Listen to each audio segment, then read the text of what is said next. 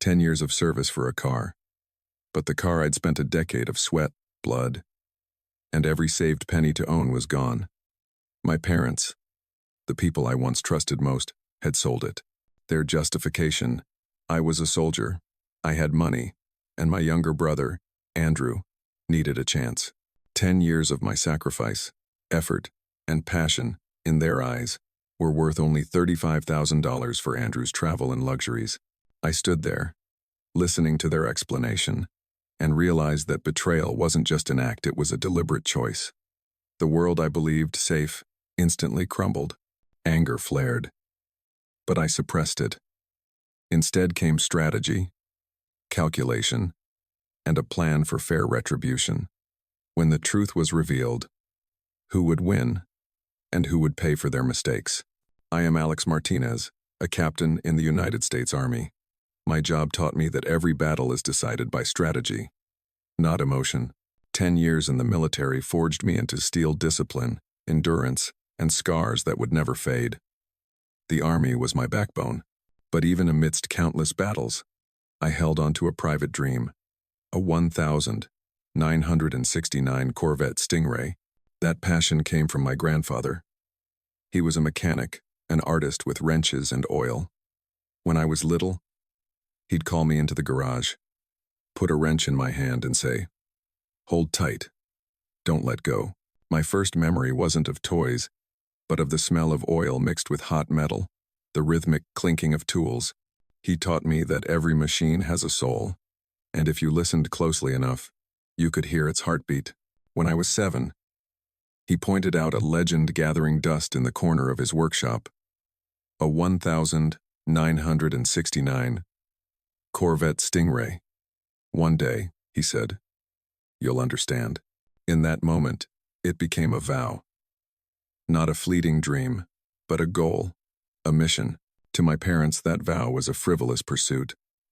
My father, a university professor, would just shake his head. My mother would sigh. In their eyes, I should have followed in my father's footsteps, or become a lawyer. In their eyes, I chose a mundane path. Military service wasn't prestigious, and cars were just expensive chunks of metal. They poured all their expectations into Andrew, my younger brother, who was considered the family's future. He was my opposite. He was intelligent, articulate, and knew how to say exactly what our parents wanted to hear. Every one of his accomplishments, no matter how small, was celebrated. Every request was met. He was the future of the family. While I spent a decade dedicating myself, facing danger in places most people only saw on a map, Andrew was busy choosing his college major for the 3rd time. I didn't argue. I acted. The military became my true family. There, effort was recognized, sacrifice had value, and rank came from sweat, not sweet talk. I learned to be silent and to work, turning every disappointment into motivation. Every dollar I saved, every leave I skipped, served a single purpose: to fulfill that childhood vow. In that house, I existed like a shadow. A useful son when something needed fixing. A story to tell friends about my oldest serving the country. But never a true source of pride. Recognition, much like affection, was a finite resource, and in my home, Andrew received it all. That vow wasn't just empty words. For the first 5 years in the military, every dollar was accounted for. Every extra hour, every dangerous mission was a step forward. I didn't spend, I didn't travel. While Andrew received a brand new car on graduation day, I still drove an old beat-up pickup truck. And then, the day came. I stood before a standard 1969 Corvette Stingray, brilliant red, and handed the owner $40,000 in cash. It wasn't a loud victory. It was a confirmation. An affirmation in steel and chrome that my sacrifice was real. It was my first true achievement. I spent months cleaning it, replacing every screw, adjusting every wire. Not because it was broken, but because it was how I kept my promise to my grandfather. When I started it for the first time, the engine's roar wasn't just a sound, it was a declaration. I had begun, but the standard model was just the beginning. I knew I wouldn't stop there. 10 years, every promotion, every campaign, every return with more scars and less of my pay. I poured it all into a goal clearer than ever. The day I signed the final check, the number on it was $200,000. The cost of a decade of blood, sweat, and discipline. And I had it. The 1969 Corvette Stingray ZL1 was not just rare. It was a treasure.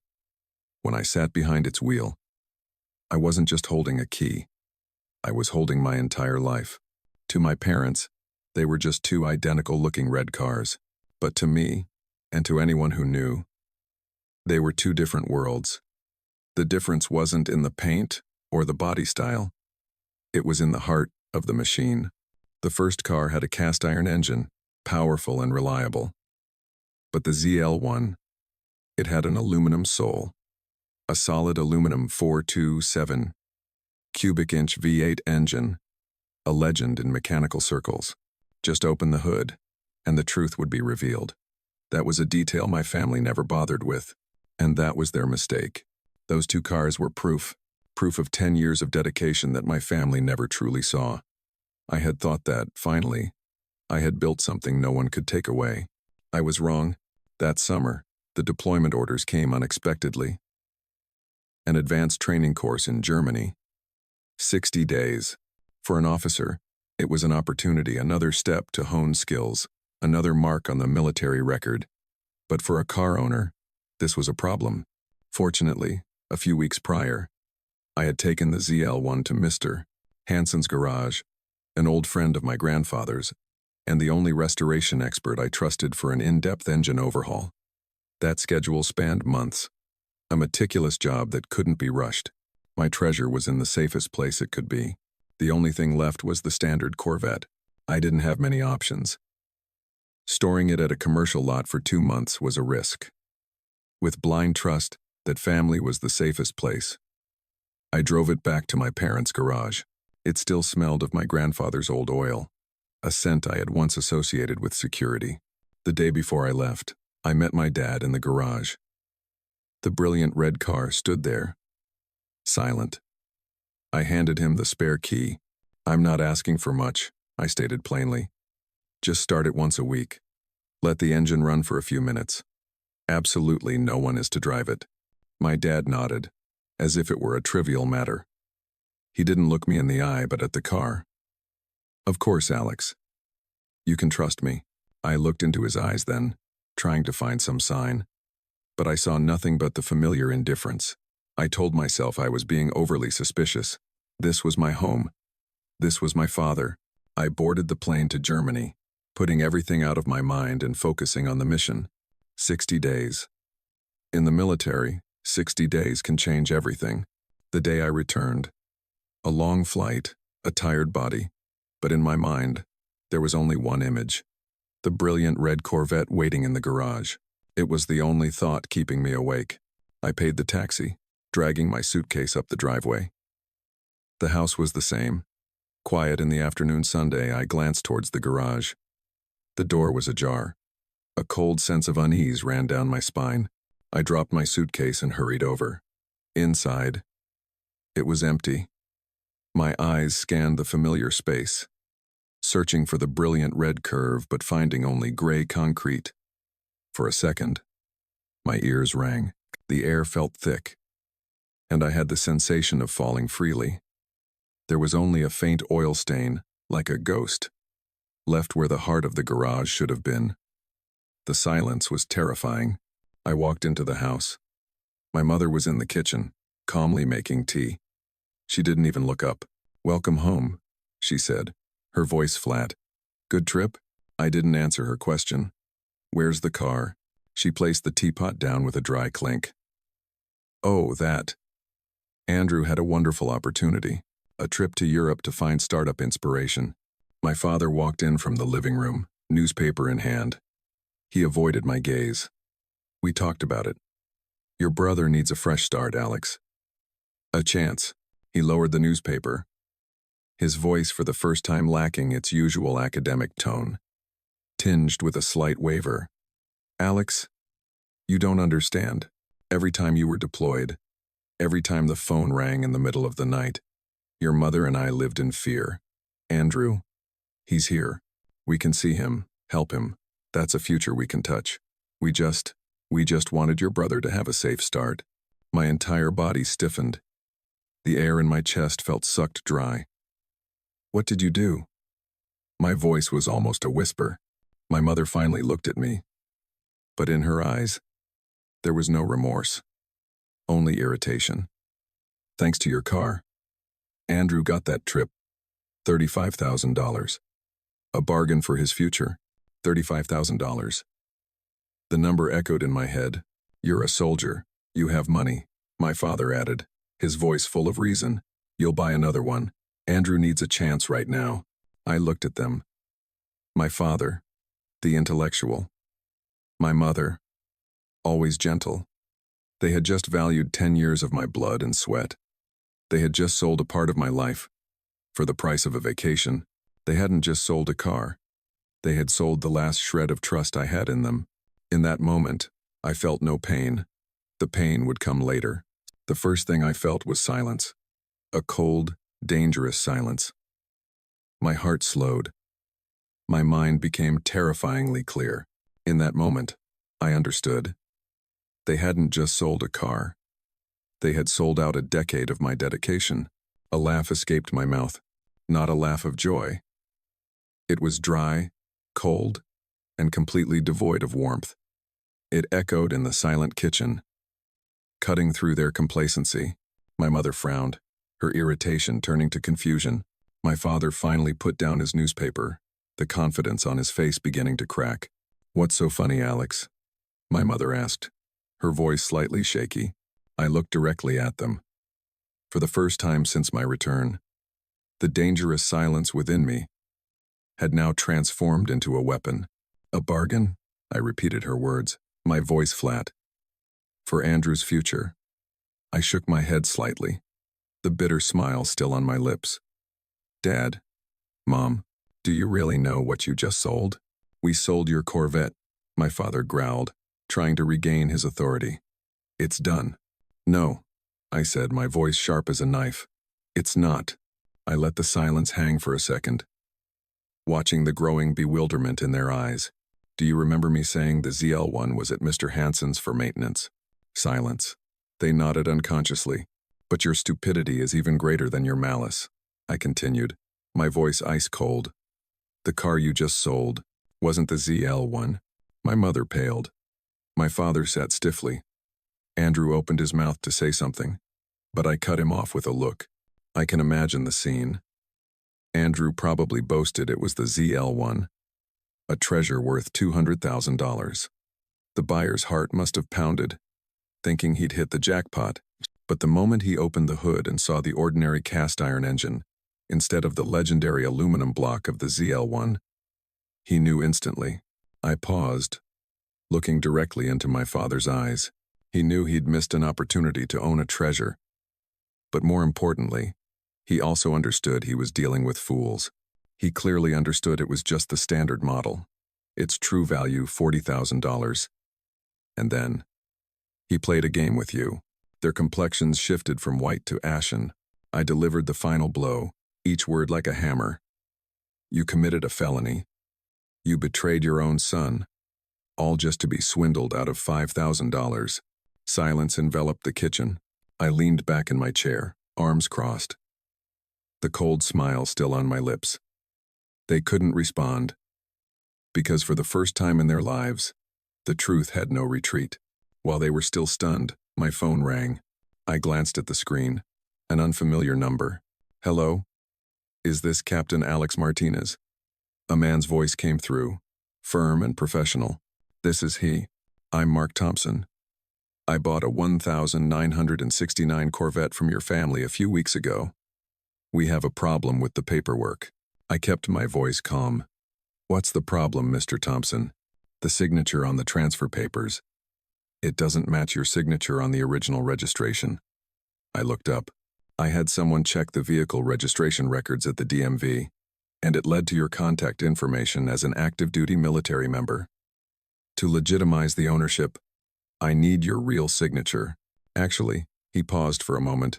Your family tried to sell it to me as a ZL1. Of course, I knew it wasn't. But it's still a good car, and they seem to be in desperate need of money. A cold smile flickered across my lips. Thank you for letting me know, Mr. Thompson. I'll take care of this. I'll be in touch soon. I hung up, placing the phone on the table with a decisive clink. The sound was like a gunshot in the silent room. Forgery, I said, looking straight at my father. A criminal offense. Mr. Thompson confirmed everything. My father swallowed hard, sweat beading on his forehead. My mother began to sob, the first tears of fear, not remorse. Seeing my mother's tears, for the first time in the plan, a small crack appeared in the icy wall I had built. Grandpa, would he have wanted to see this? A family shattered over a machine. No matter how legendary? But then, the image of Andrew smugly laughing on a yacht in Monaco, raising a glass of champagne with my hard-earned money, flashed in my mind. The crack was immediately mended with steel. This wasn't about the car.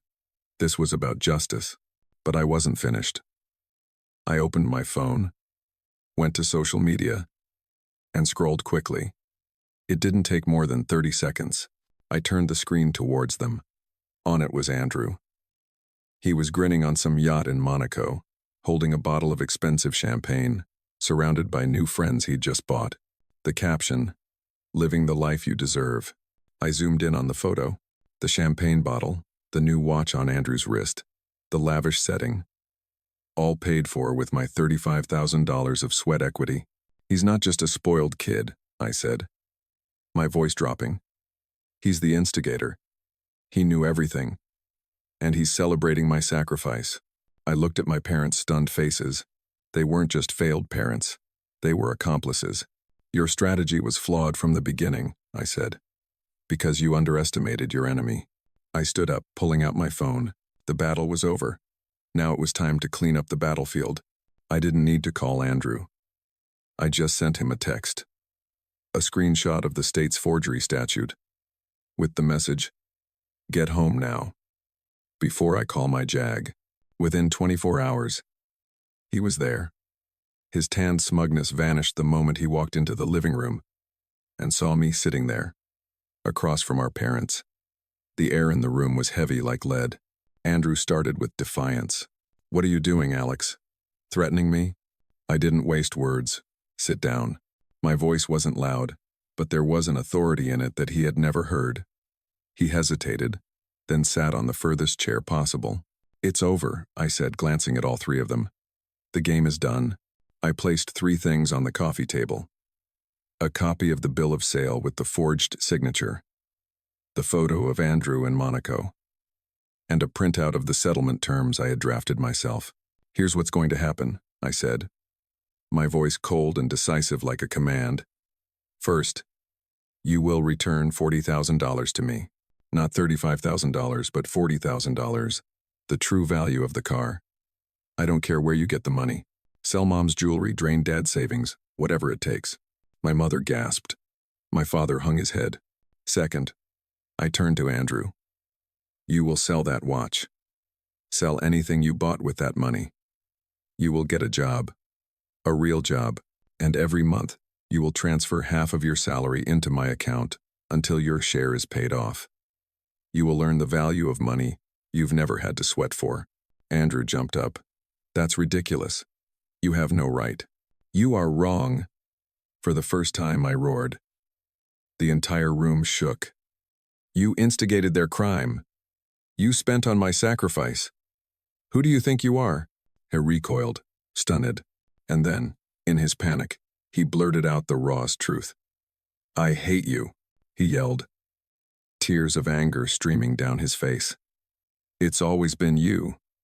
Grandpa, the cars, the uniform. Mom and Dad always looked at you like you were a saint. And I was nothing. I just wanted something of my own." Silence descended. The bitter confession of envy and inadequacy was out. My father looked up, his voice trembling. "That's not true, son." "Enough," I cut him off. "Words are meaningless now." I pushed the agreement towards them. "Third, you will sign this, a legally binding notarized document, committing that you will never again interfere with my property or my life. Otherwise, I paused, looking each of them in the eye. I will take this entire file to my military lawyer tomorrow morning. You choose. There was no more argument. Only my mother's muffled sobs and the heavy silence of defeat. The battle in this house was over. I had won. But I felt no joy. I only felt empty and free. In the weeks that followed, the house was filled with an unusual silence. Not the silence of peace, but the silence of rubble. Papers were signed, loans were taken, and money began to flow into my account. My promise had been fulfilled by cold numbers on a bank statement, but some things had changed. One afternoon I was in the garage, now empty again, checking some of my grandfather's old tools. My father appeared at the door, hesitant.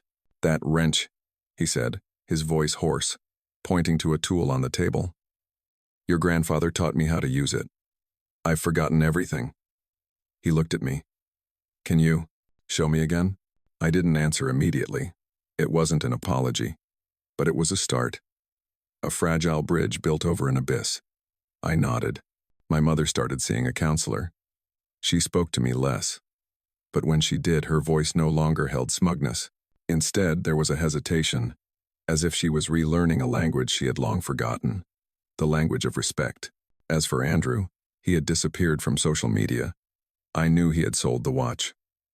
I also knew he was working at a warehouse, unloading goods. The first transfer he sent me was only a few $100s, but it was real. For the first time in his life, he was paying his way. A few months later, with everything settled, I drove to Mr. Hansen's garage. The ZL1 stood there, under the lights, magnificent as a phoenix. Its brilliant red paint was deep and vibrant. Mr. Hansen had done an incredible job. I sat in the driver's seat. The familiar scent of leather and metal enveloped me. I inserted the key into the ignition, turning it gently. The ZL1 engine roared, not a loud explosion, but a deep, powerful growl that vibrated through my chest. It wasn't just the sound of a machine. It was the voice of resilience, of justice, of a life reclaimed. I drove out of town, heading towards the coastal highway. Windows down. The salty sea breeze filled the interior. The sun was setting, painting the horizon red, the same color as my car. It wasn't just a car. It was proof. Proof that I had drawn my line. Proof that I had faced betrayal and refused to let it destroy me. I looked in the rearview mirror. Behind me was a long, winding road. And beyond that, a house I would never call home in the same way again. Ahead of me was the open road, and for the first time, I was the only one holding the steering wheel.